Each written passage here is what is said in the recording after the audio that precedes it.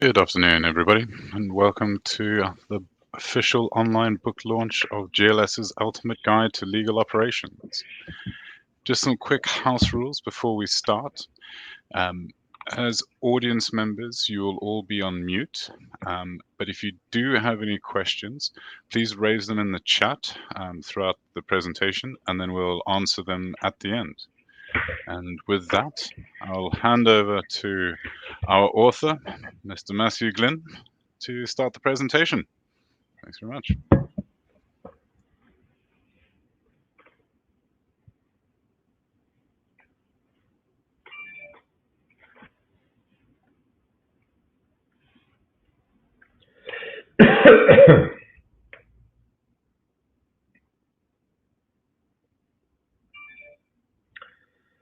Thanks very much, Nick. Very grateful to have you all with us for the next hour or so, and delighted to share with you a little bit of the background about GLS's Ultimate Guide to Legal Operations. Doing a bit of research in terms of how you should launch a publication, they say that you should start by sharing a little bit about yourself. So I'm going to share a little bit about myself, the story behind me and my career. Apparently should make you feel I'm a bit more relatable and interesting. So here goes my attempt to sound vaguely interesting. So I'm the Managing Director of Global Legal Solutions. Many years ago, I was a lawyer. I'm still qualified as a lawyer in England, Wales, and New South Wales. The first half of my career was rather unremarkable, near enough to a decade at Linklaters, followed by another decade at DLA Piper. And for the final half of my career, it has been and it will be with the GLS Group, which we founded in 2013. My historic focus has been technology and telecommunications, which I think is probably more interesting than a banking and finance or a derivatives lawyer. If I had to tell you what I'm passionate about outside of family, it would be progress, moving things forward, processes of coming up with efficient ways of doing things. Colors have always been had an incredible impact on me.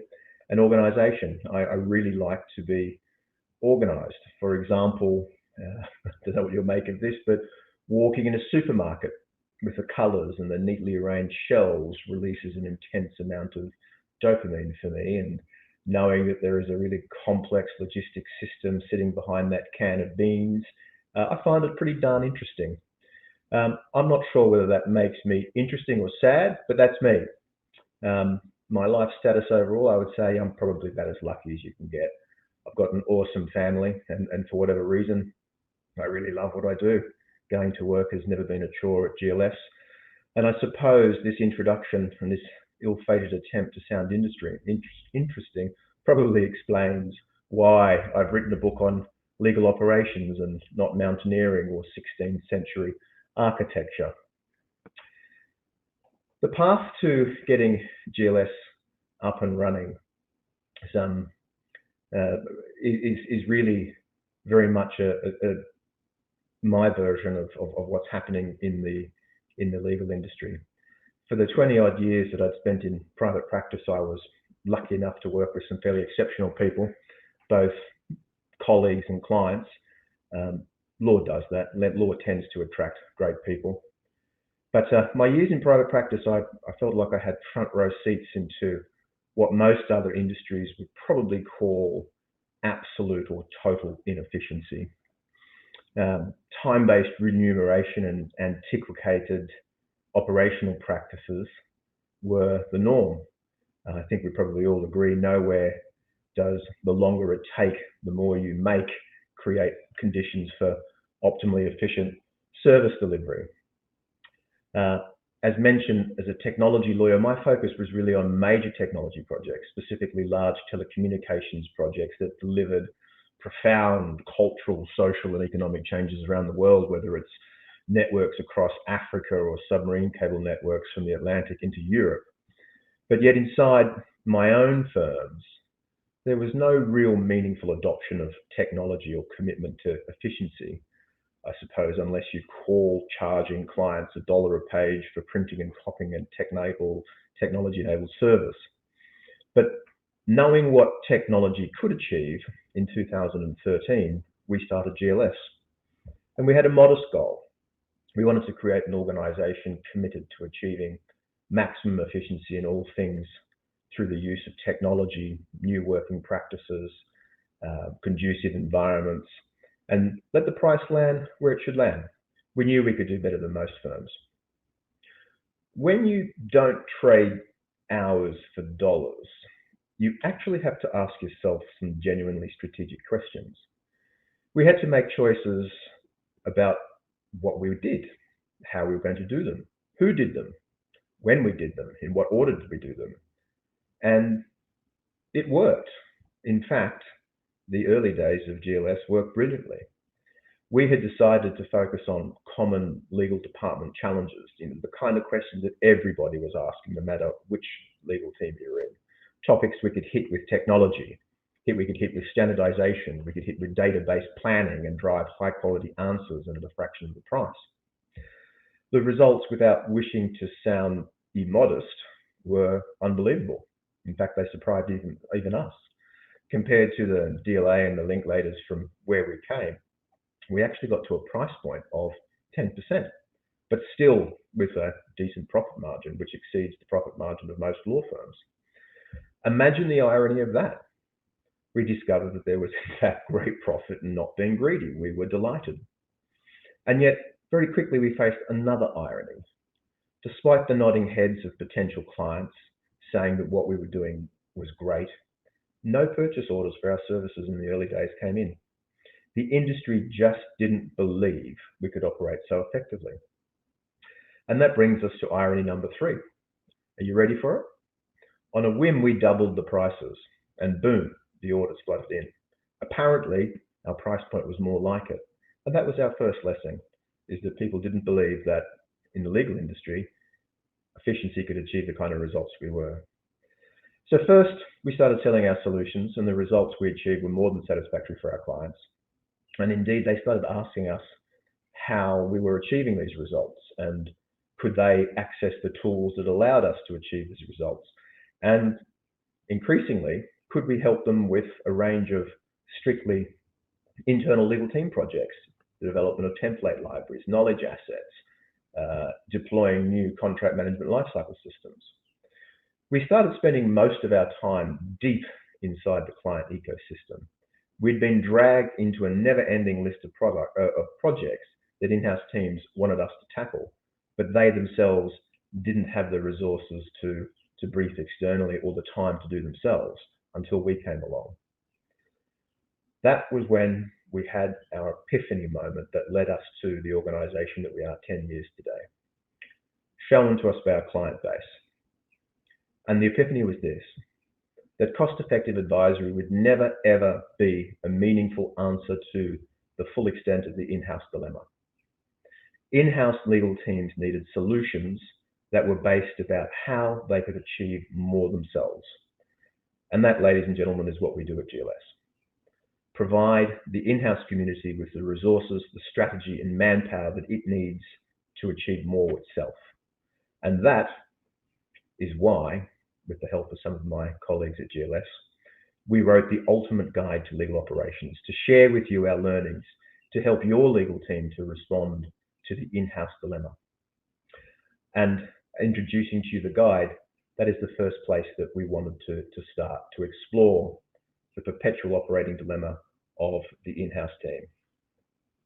And this is it. The current operating reality for most legal teams globally is that they face far greater workloads. Most teams have fewer, or at least let's agree, finite resources to address growing workloads. The gap between capacity and demand is growing every day. Our world is more regulated, not less. The need for lawyers grows each day. And if you add into the mix, digitization of the workplace is increasingly a change agent in the corporate environment. For many, is it a threat or is it an opportunity? Obviously, for us, we think it's a great opportunity. But the reality is that over the last decade, the in-house environment has become an increasingly tough place to operate. If resources are finite and demand continues to grow, well, what can you do? Ask for more money? Ask for increased headcount? Good luck. Put simply, you must achieve more with the resources that you've got. And that is what transformation is about. And that is what the practice of legal operations supports.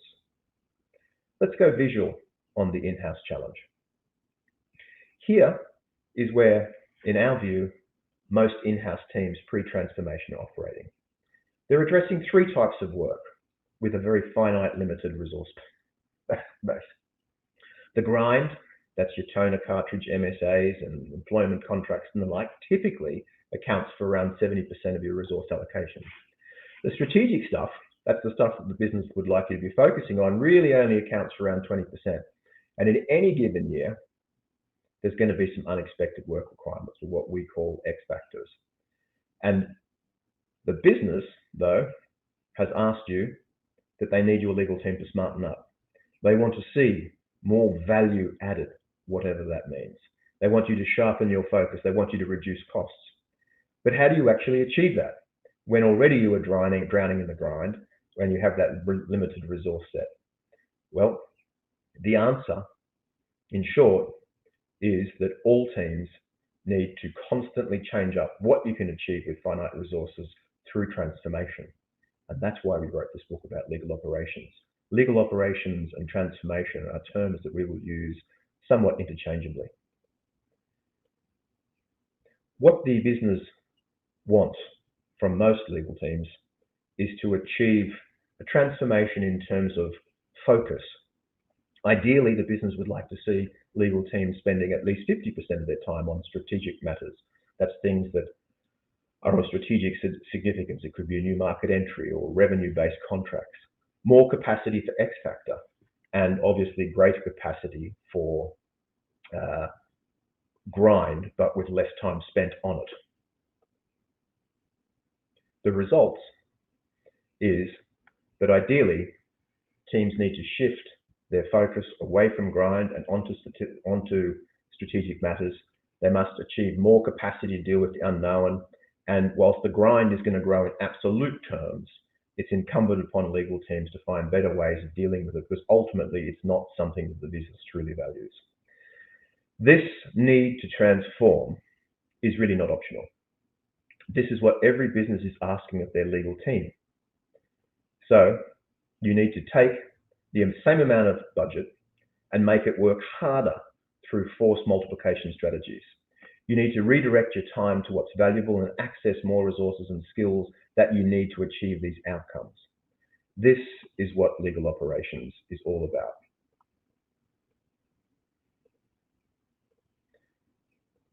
These slides, as I just transitioned, just give you some indications as to what type of work fall into each category.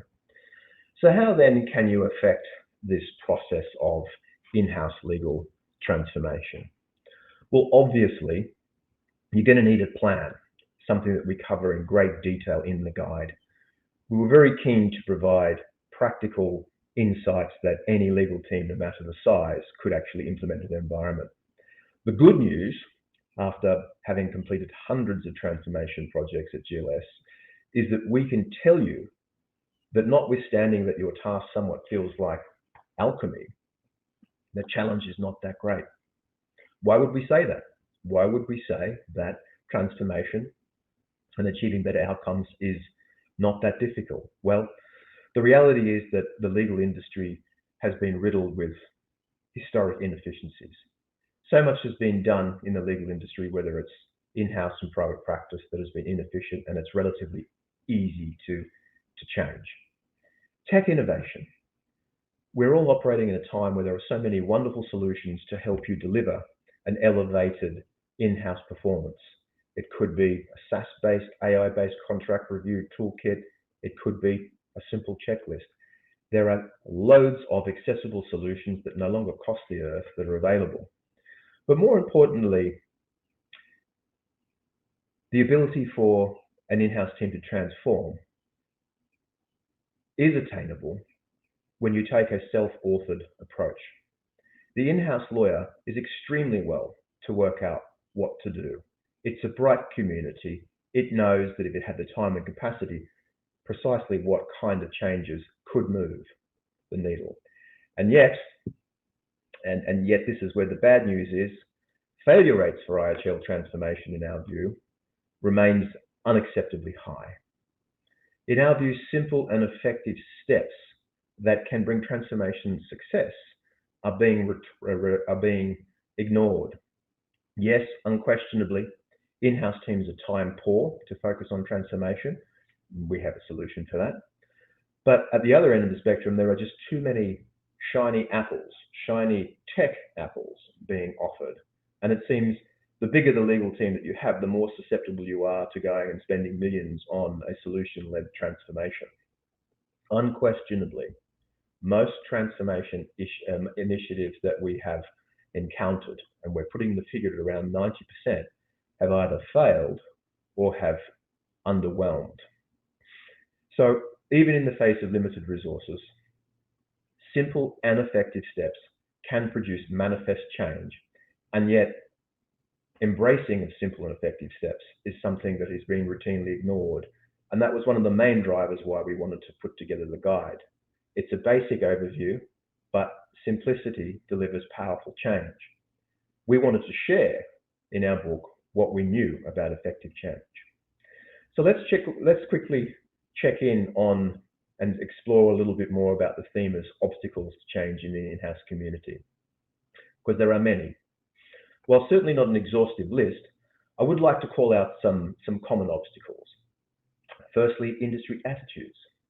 We, and I'm speaking using the collective we, as an industry are not known for our ability to embrace change. And this generally holds true whether you are in-house lawyers or in private practice. I don't feel this is a particularly controversial statement. Lawyers are vocationally trained to be risk averse, and that does affect decision making. However, the good news is that compared to their brethren in the private practice community, the in-house community is far more receptive to change. Historic leadership in the in-house community has also been a factor. Many legal teams have been run with the club mentality. How the department was run was largely a matter left for general counsel. They engaged with firms of their choice, typically old school chums. Not a great deal of oversight in terms of how efficiently things were done. But that's changing. Complexity and expertise is another issue. Yes, we've talked about the opportunities of an innovative tech landscape, but for in-house leaders typically expert in the law and departmental management, imagining how new technologies and data analytics and business process engineering and managing millennials might come together to transform, I think in fairness can seem quite intimidating. We also can't underestimate the busyness levels that in-house teams experience. They are acting under constant resource stretch. Capacity is a real issue. In-house is a busy place.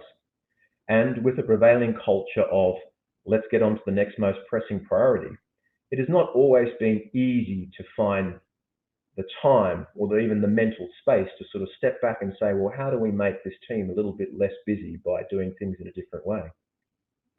Another factor which accounts for some of the reticence to embrace transformation is leadership risk. A good number of in-house legal leaders wrestle with the potential reputational, personal risk associated with transformation. And as well they should, because we're telling you is that around 90% of them actually fail. Although this risk of personal reputational damage, we think it's easily outweighed by the risks of doing nothing. And of course, there are other factors. There are many more factors. Obviously, availability of budget, but budget to us does not get a high-profile billing as an obstacle. Change culture. The extent to which a corporate environment will embrace change is critical. But the upshot is this. Change, it will be in the in-house legal industry. Change is unavoidable. Change is also, fortunately, being driven by a new generation of in-house legal team leaders, most likely like the community that you who are attending this call belong to. Let's unpack that. We have seen consistently over the last 10 years, but most particularly over the last 5 years, new strains of innovative legal team leadership emerging.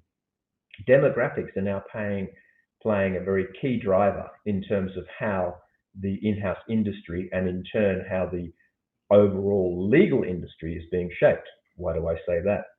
In our view, more than 60% of the turnover of law firms globally is directed solely by the decisions made by the in-house teams. The way you think, the priorities that you place, what you determine as value should filter down to your biggest service providers. There's a clear transformation leadership sweet spot.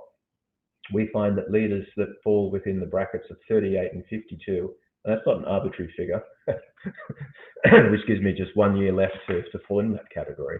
But this clear demographic is delivering some pretty inspiring change. Millennials are coming through the ranks. They demand mobility, apps, tech, meaningful work. This new breed of leaders and legal team members don't need to be convinced about the value that legal technology or innovative operational practices can bring. They expect it to be deployed and that it performs like all the consumer technologies that they've actually used since birth. But the whole industry needs to change, not just a few, not just the millennials, not just the inspired sweet spotters. But that's not a problem, because fortunately the whole industry can change. Lawyers are exceptional at acquiring knowledge in a very short order. You don't have to be a member of these demographics to engage in effective change. It can be learned. But we didn't see enough content out there in the public domain, and that's why, in particular, we decided to write this guide. Yes, there are forums such as CLOC and working groups of the ACC that you can join, but in our view, those kind of forums are focusing on the efficiency issues of the biggest of the biggest. CLOC itself was established by Google and VMware, and their agenda is very, very, very different from most in-house teams. In fact, we laugh inside GLS. It seems to be a little bit like the Queen trying to tell somebody how to live on £50 a week. The agenda doesn't align. And for that reason, we really wanted to focus on producing a guide that shared practical, non-budget dependent related initiatives that can move the needle and make change. So let's just explore the relationship between change and the in-house community. We do so in great detail in the guide. The in-house community must positively engage. It must actively embrace the requirement for change. It needs to seek the inherent power associated with change. Why? Well, it's the only way. If you've only got finite resources and you've got more that you need to achieve, you need to come up with different ways of working with those resources. Change is the only viable strategy. It's also your job. The new in-house lawyer is exposed to a constant stream of innovative and transformative ways of working. And part of your job is to scan that landscape and work out what it is that you can incorporate into your team.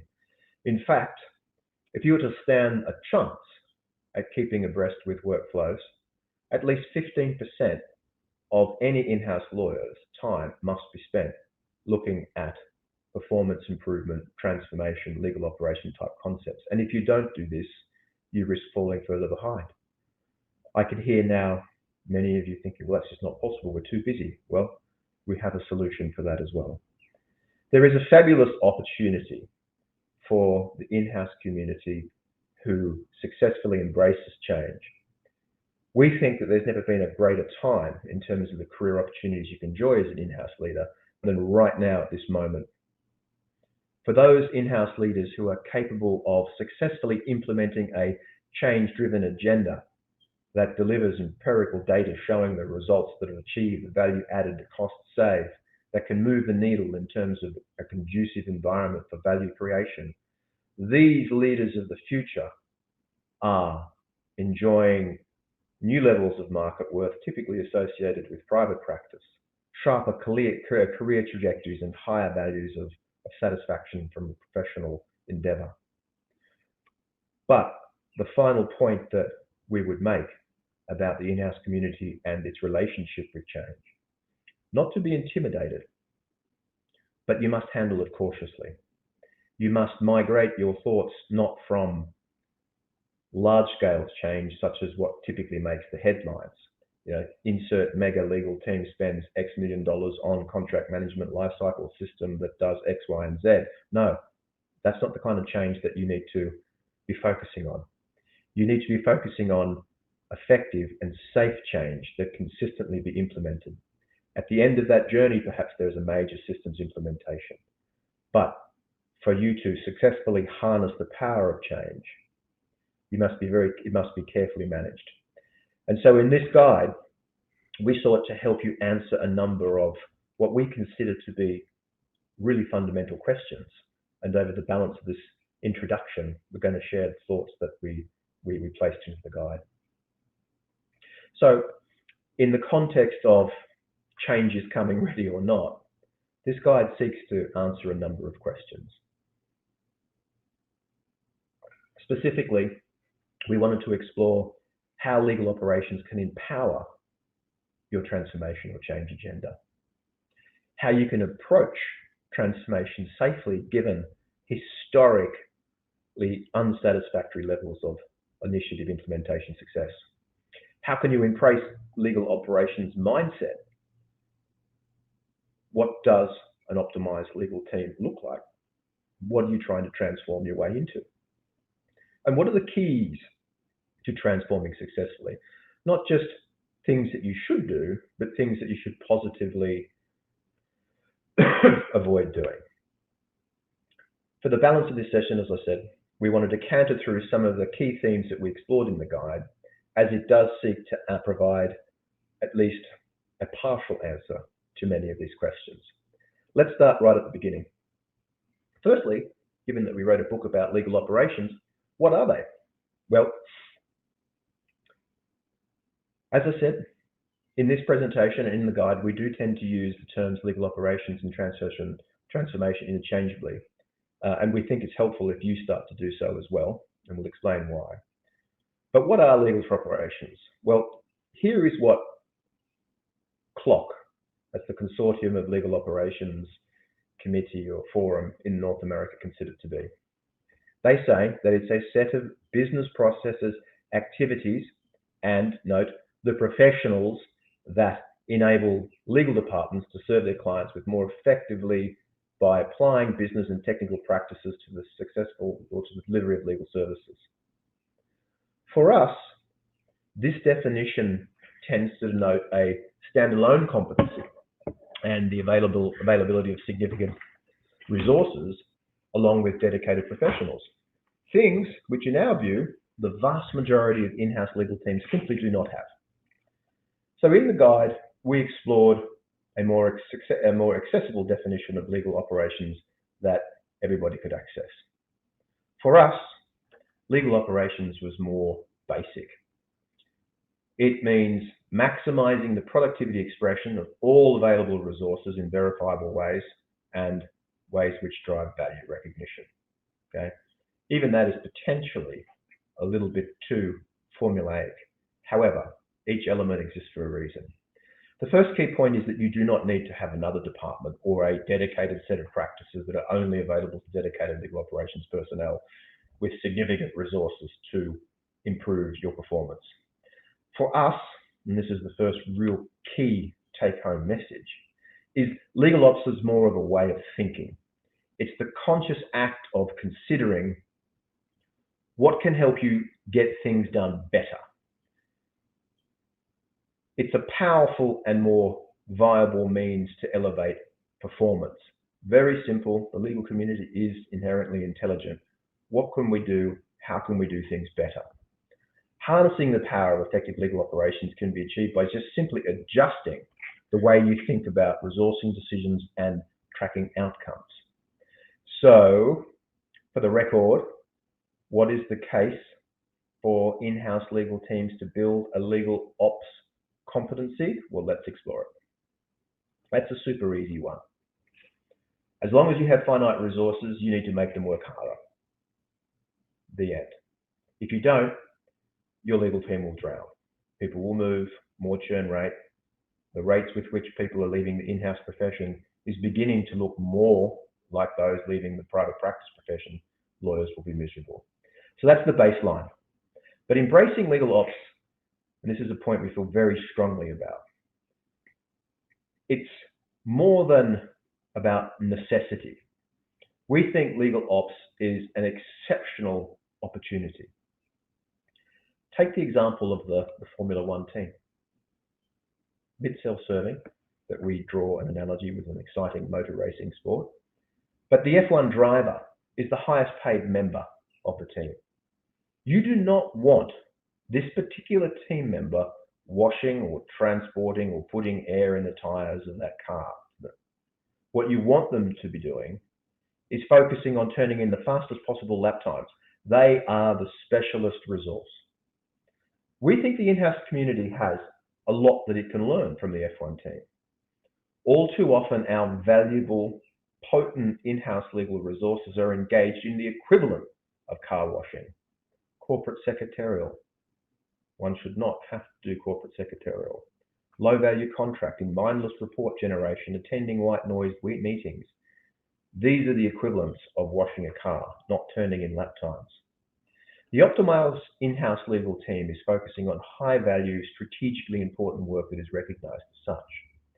We encourage you to shift your thinking beyond the mere survival aspects of your current predicament, finite resources with infinite demand, and focus more on what legal operation and transformation can do to make your legal department and ultimately your career thrive.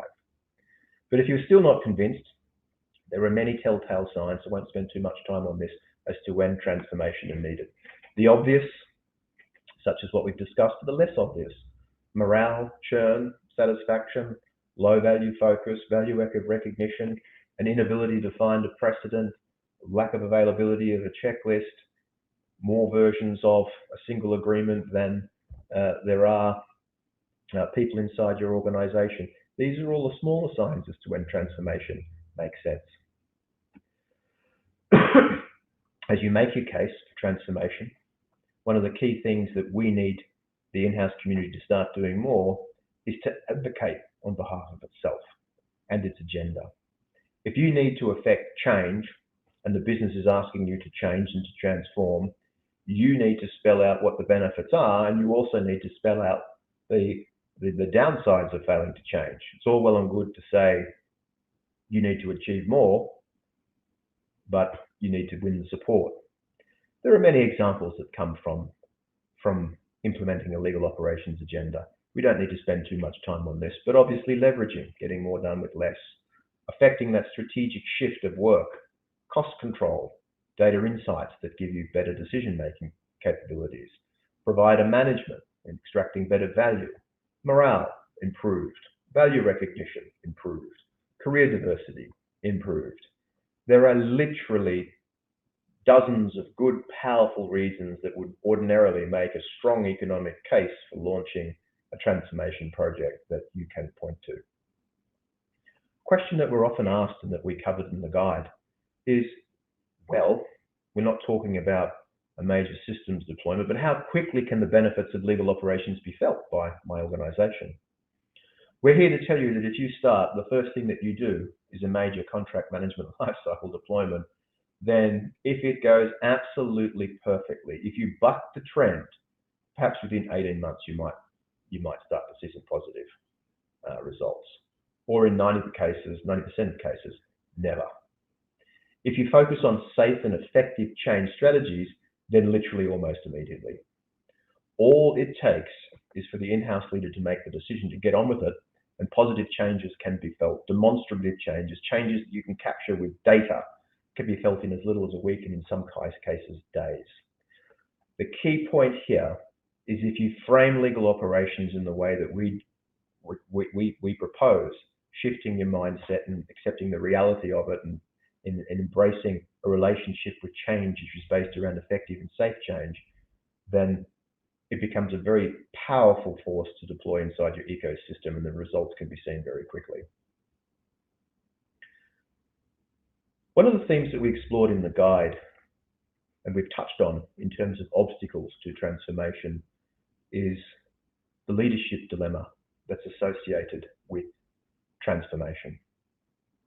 So a word on the risk that the heads of legal typically face in terms of driving or initiating a transformation agenda is definitely in order, and we captured it in the guide. Heads of legal are increasingly realizing that doing nothing is simply no longer an option, okay? Those that do nothing will find themselves either redundant or stagnating in terms of career progression.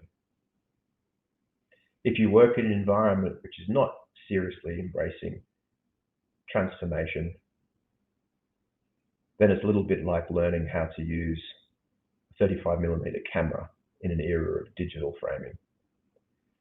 But it would be naive to suggest that transformation and implementing a legal operations capability doesn't pose certain operational, on the one hand, and organizational risks.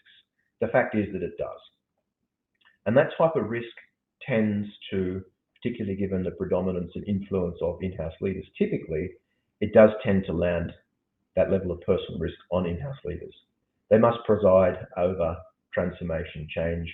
It becomes synonymous with their own reputation. Processing and managing transformation risk is a challenging area, but doing nothing carries even greater risks.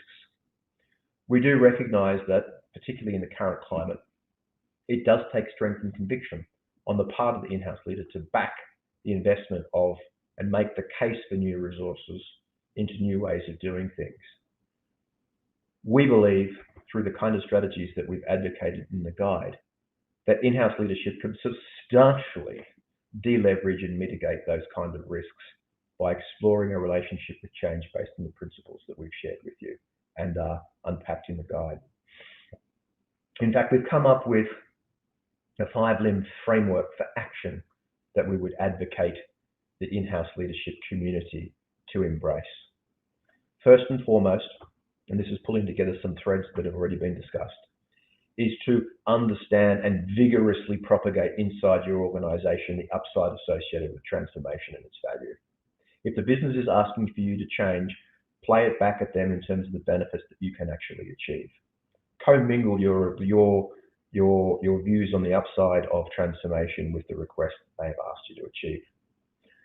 The second thing is that, yes, lawyers are not known to be the most change-ready community. It's true, vocational risk aversion.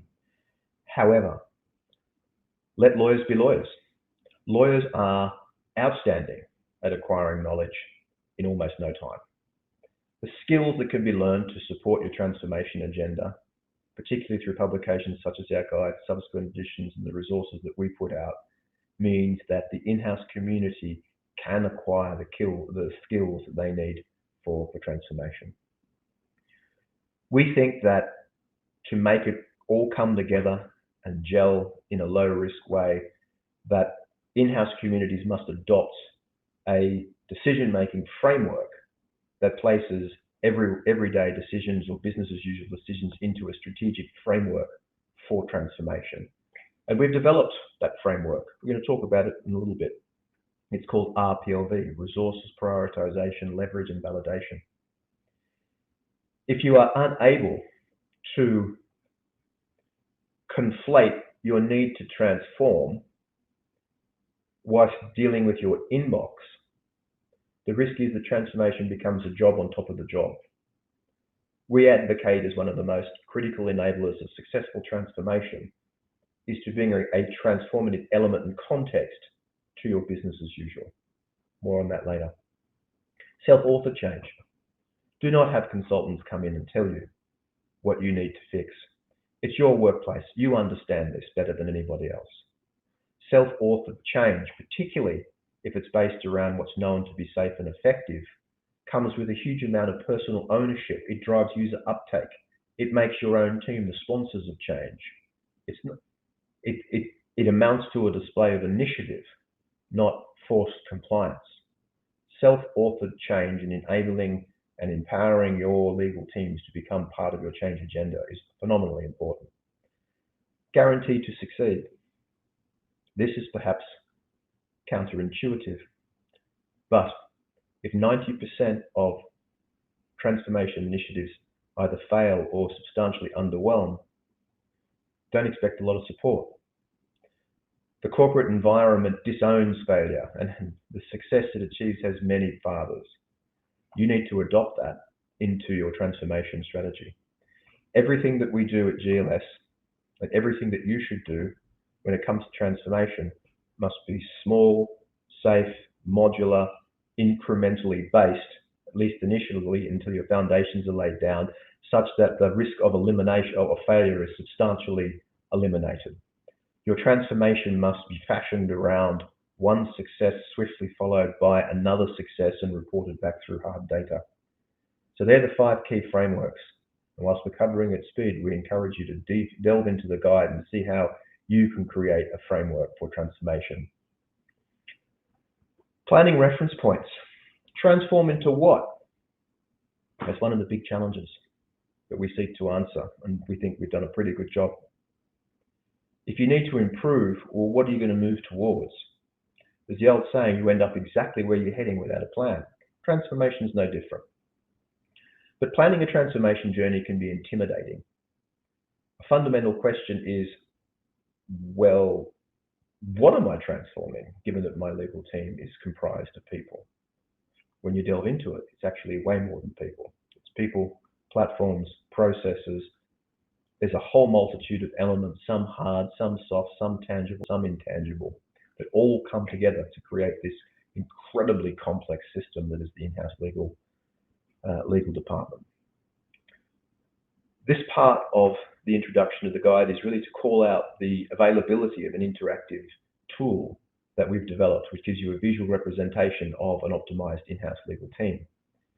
We think that when it comes to working out what you've got and what you want to become, that the legal team is best viewed through the lens of 15 critical in-house functions that ultimately determine the performance capabilities that your team can achieve. We call it the GLS Legal Team Transformation Tube Map, and it's a play on one of the most complex underground systems, but arguably considered one of the most triumphant examples of information, visual information display, the London Tube Map. By reference to 15 critical functions, which include on the one hand your human capital, your general counsel leadership function, legal operations function, legal technology, etc. When viewed through the lens of these 15 functions, you have the ability to understand, firstly, what is the state of your legal department. There are things that you can focus your attention at, right? You can identify what you must change, what you need to manipulate to affect change, to assess yourself against an optimal state, to benchmark, and from there to develop the priorities in terms of where you want to focus your transformation initiative. If you haven't had a chance to go and visit the GLS Legal Transformation Tube Map, I highly recommend it to you. There is simply nothing else out in there in terms of the depiction of the in-house environment. We also spend some time in the guide answering the question of, well, where do we start? In our view, there are 4 logical starting points that you can consider.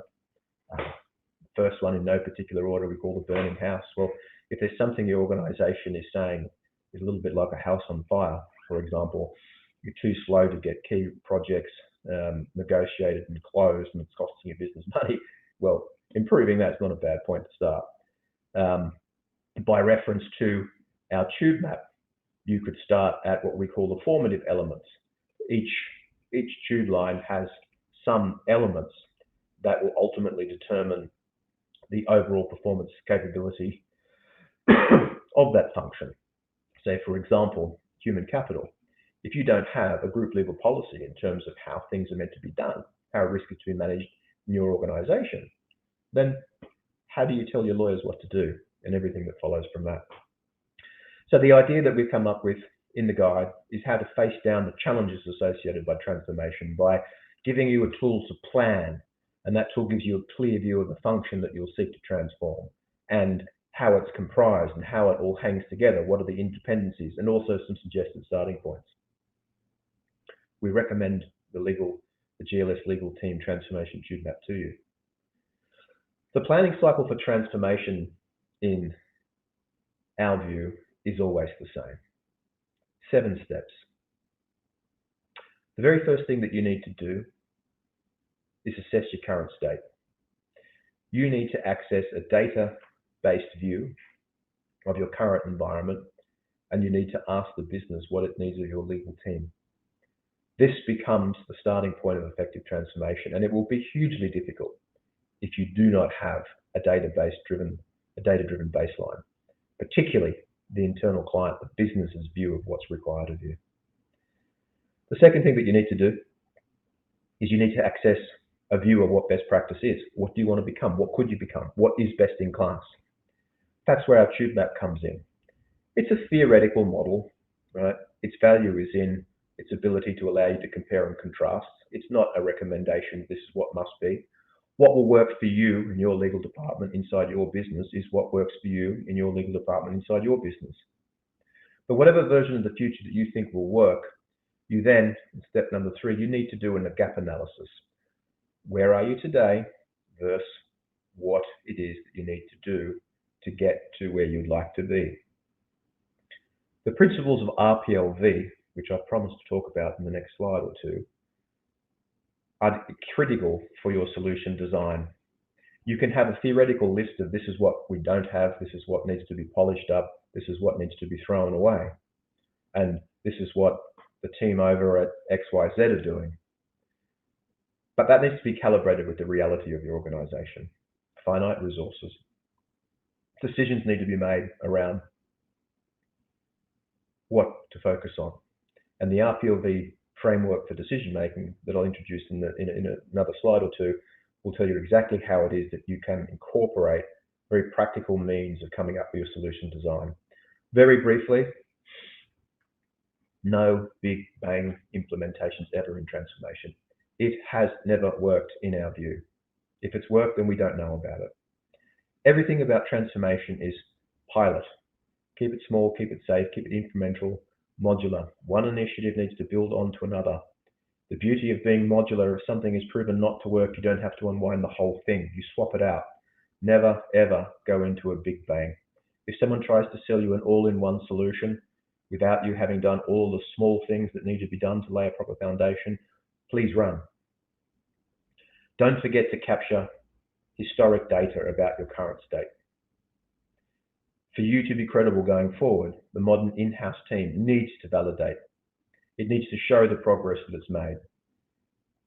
The good thing about the state of efficiency in many in-house legal teams is you have a very low starting point. So you can show through the language of business, hard data, just how quickly you can achieve those changes. In the guide, we spend an entire chapter talking about the role of data analytics.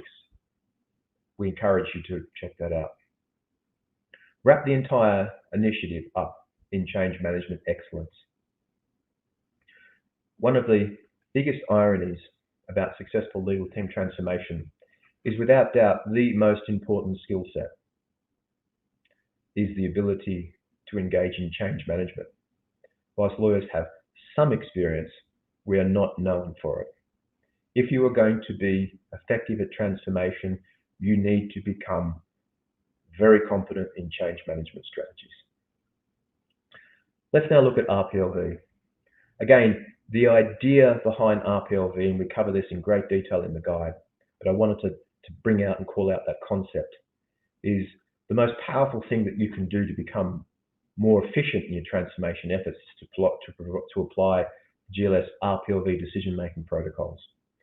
RPLV allows you to bring transformation elements to any and all effort that you put into meeting the business as usual requirements of your legal team and business, but without bending your team out of shape. And it achieves this in a totally non-invasive and easy to apply manner. I can explain to you what RPLV entails inside of 60 seconds. And you can apply it and explain it to your teams similarly inside of 60 seconds. It's 4 elements. Firstly, resources. They're finite. But most in-house teams are not cognizant of the full availability of resources that exist inside their organization. Too often, a rather limited view of resources is understood. People, budget. But there are a whole broader spectrum of resources that are going to be important to driving performance in your team. On the one hand, yes, it's headcount, and yes, it's budget, but actually the state of your internal client relationships, the condition of the main IT systems used inside your organization unless you actively kick the tires on all of the resources that are available, you will not know how to use them. Okay. Your job in transformation, before you start asking for anything new, is to identify the full spectrum of resources that exist and then come up with strategies for maximum productivity expression from that category of resources. Prioritization. You have to prioritize every day. If you've got finite resources, you can't do everything for everyone. You need to make prioritized decisions, right, by reference to your approved domain of responsibility. And it's not just what makes the most sense. There is also an element of politics. If there are two initiatives that both, by and large, will require the same expenditure, but one allows you to track a more visible result, if you want to build a reputation for success and drive your change management agenda so people will follow you, then hands down we recommend that you go for the one that allows you to capture the value that you've achieved. Leverage. A lot of these concepts are overlapping, but they warrant standalone consideration. Every resource, every decision that you make, the in-house team must actively consider what the leverage profile of those resources are. Should you spend $10,000 having, I hope I don't offend anyone, let's go Sherling and McKenzie. There you go. It's a mythical firm. Should you spend $10,000 having them look at an employment agreement for you, or should you develop an employment agreement checklist? Okay. The answer is you need to actively consider with your resource allocations, what is the productivity ripple effect that can be achieved by that decision? That needs to be incumbent in your decision making. And then validation. Covered it alongside prioritization. But you have to have active consideration of your ability to validate the outcomes. Okay, what did I achieve? Okay, so if you engaged in training, right, how many people attended? Has it manifested itself in a reduction in the time it takes to reduce contract closure times, etc.? You need to be able to be influenced by decision making on finite resources and be drawn to where you can actually capture data to show what you've achieved. Now, obviously, there are going to be these are general rules. These are not hard and fast.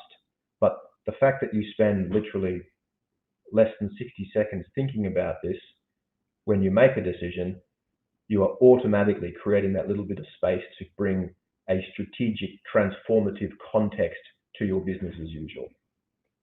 I highly recommend, there's a host of resources in the GLS Legal Operations community portion of our website that unpacks RPLV. It's so simple, but it really is a game changer, and that's why we included it in the book.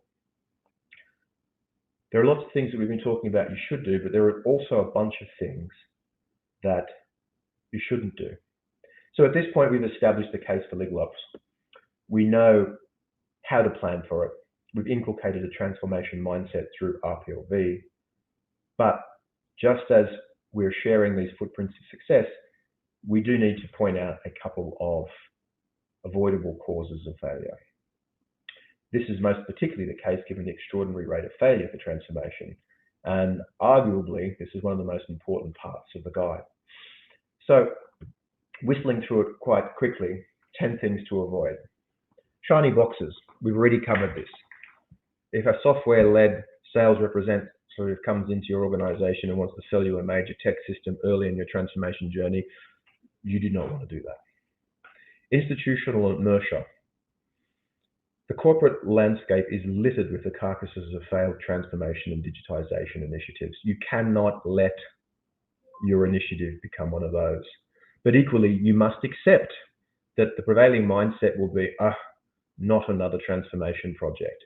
You need to demonstrate a continual track record of success. Related to the first point, no big bangs, never. Myopic tech focus, related to the first and third points, okay? You should not be thinking that transformation is a technology-led affair. It is not. Technology in the form of a system or a platform is just one category of resource that you need.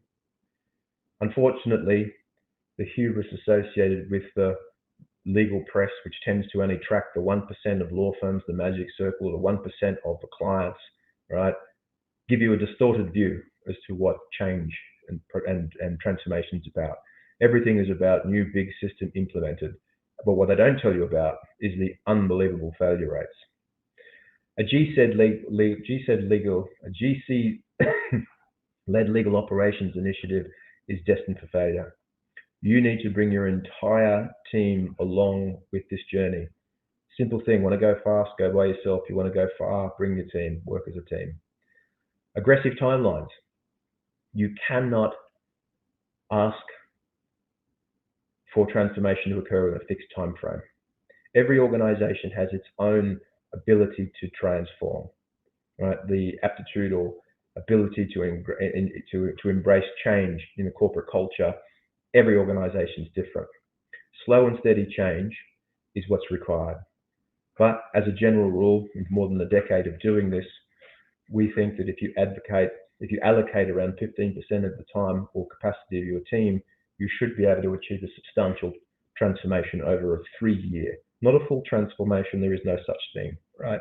But a substantial transformation over 3 years. Anything else, anything shorter than that, it's implausible. Pass and proceed. Well, you have to be successful before you take your next step. Avoid failure like a plague.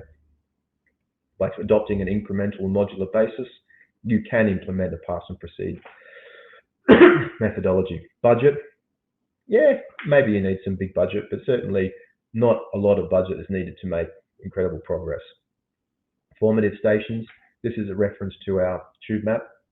There are some elements of a legal function or a function within a legal department that are more important than others. Focusing on those is a very important aspect. One thing you should not avoid doing, excuse me, a bit of a rusty old throat, ignoring data. You must be able to report your progress. Do not fail to capture the data as to where you are and what you're achieving. It might seem like an inconvenience initially, but ultimately it's the fuel that will allow your agenda to succeed. So that's a little bit of a whistle-stop tour to introduce you to GLS's legal ultimate guide to legal operations. A little bit of an introduction about a rather dull me. I didn't quite realize how dull it was until I put it down on slides. But nevertheless, this is an incredibly fascinating industry. This is an incredibly fascinating business to be in. And the overwhelming conclusions, if I just give you a sense of that, was that for the in-house industry, change is now an immovable force. It's not optional. All legal teams must transform and remain in a permanent state of transformation. It's not a one and done concept. Legal operations thinking, RPLV mindset, how can I achieve more with what I've got, will aid the transformation agenda of any legal team. This is not to say that you shouldn't have ultimately, if your size warrants it, a dedicated standalone legal operations competencies. In fact, that could be just the right resource structure that your team needs. What we've shared with you is principles that are accessible to every single legal team, regardless of size. And indeed, one of the recent CLOC reports that I read was that legal operations is an appropriate agenda for lawyers with teams with lawyers of 15 or more. I was like, no, it's not. Everyone can benefit from it. So you can achieve and harness the power of transformation simply by adjusting your thoughts, how you view legal operations, your relationship with change, and adopting the enabling frameworks for transformation that we elucidate in the guide. Again, legal ops is anything that achieves better. You don't need to be a trained professional. And I should say, for good order, we're not saying that every single lawyer now needs to take on a legal operations hat. No, we're saying that you need to take on a legal operations mindset. Bigger your organization, dedicated teams down the road. But your operating reality is never going to change. The world is not going to get less regulated. The way business is done cross-border online is going to continually change. This existential threat to humanity, it is cryptocurrencies and digital government reserves and all that sort of stuff. It's going to get harder, right? There's always going to be the challenge of the demands of a legal team outpacing the resources that we have. Legal ops is more than survival. I really would like the key message to have jumped out through the guide, that it's an opportunity to thrive. It's an opportunity to enjoy a differentiated career, spectacular, different ways to express participation in the industry. Those that demonstrate their ability to be proven change effectors will have an entirely different career trajectory. You all have the ability to drive your own transformation agenda. Self-authorship is great. You don't need a GLS to show you how to do it with your capacity. We're happy to help you, right? But if you had to, you could formulate your own agenda. Plan with our legal transformation tube and our 7-step planning protocol. As simple as these things seem, they're powerful. Most transformations fail, but don't let yours fail. Utilize our 5-step enabling framework. And of course, avoid the 10 most common causes of failure. In fact, pin that up on your wall somewhere, and anytime you feel like you're heading towards any of those icebergs, change course. The final thing that we covered off in the guide is a little bit of information about GLS's growing legal operations community. Presently, we are most certainly the largest legal operations community outside of the USA. I believe we probably have more members, and we certainly have more diversity of members. Our in-house community includes single lawyer teams through to 200 lawyer teams. Our focus is unapologetically on effective and practical change. And in the guide, we've emphasized and called out on this introductory session several times the power of self-authored change. Accordingly, if we are going to be a platform from which in-house teams can obtain the resources they need to drive performance and transformation, we need to be working hand in hand at the coalface to discover what's working. This is why we created that community. There are a stupendous array of resources that are now available in our legal operations community. We encourage you to jump online if you haven't been joined, whether it's our 10-week boot camp, our guide, a multitude of white papers, training, free resources. There's a lot of things in there that can help you. And finally, apologies for the coughing, there's an incredible opportunity. Best time ever to be an in-house lawyer. Might as well join an active community which shows you how to benefit from strategies and resources that are proving successful. Thank you very much. I'll throw you over to Nick, who is going to run through any questions. Thank you very much, Matt. First question that got raised is, what kind of budget should a 4-person legal team dedicate to transformation each year?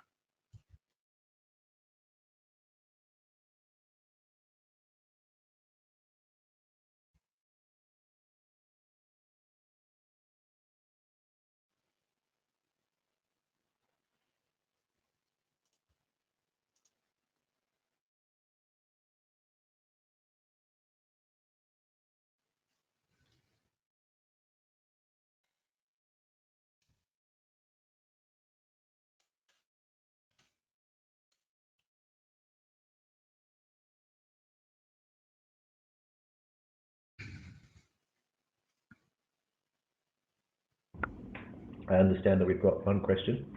Nick is just sending that through to me on the chat.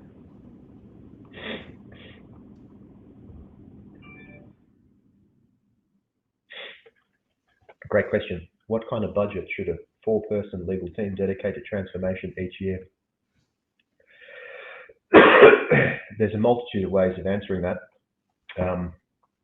If you look at the resources that we've put into the legal operations community, there's a whole range of tools and resources that are freely available that will help you create lasting, meaningful, impactful, measurable change. So the first answer I give you is certainly in year one, with 4 lawyers, as long as you can commit to 15% of your time focused on transformation work, aligned to your business as usual, then you could achieve a lot in year one, absolutely, without the need for additional. That's the base case. The cost to a business, obviously, of 15% of your time working on the machine, inside on the machine as opposed to in the machine, it's real, but it's already a sunk cost. So that is not really an expense that you need to ask for, a resource you need to ask for in addition to what already is consumed. In order to come up with a precise answer, obviously it's how many business units in what countries, how many internal clients in what sectors, etc. That team, that 4-member team is looking to focus. But unless if you are not a huge MNC, I think budgets of around 30,000 a year would be on the high side to achieve genuinely transformative change. So there's a few slightly lawyerly answer, but I've given you a spectrum from none, because you've got the ability to self-audit change and there are resources that you can access, through to if you really wanted to give it a good shunt along, then a budget of 30,000 would absolutely generate a significant amount of change, subject to the analysis of excuse me, your ecosystem. I do apologise. I've been sick for a couple of days and my throat has run out. So I'm going to sign off and just say thank you so very much for having taken the time to have read the guide, or if you haven't, for reading the guide. These things do tend to become a labour of love for me and for the team that helped create it. We're very passionate about what we do at GLS, and hopefully that comes through. And the way we're approaching the inherent in-house challenges through pragmatism, simplicity, and safety. And I think that's a key theme. Hopefully that came out. I'm going to sign off and say thank you very, very much for your attendance. And if you haven't, please join the GLS Legal Operations community. Thank you very much.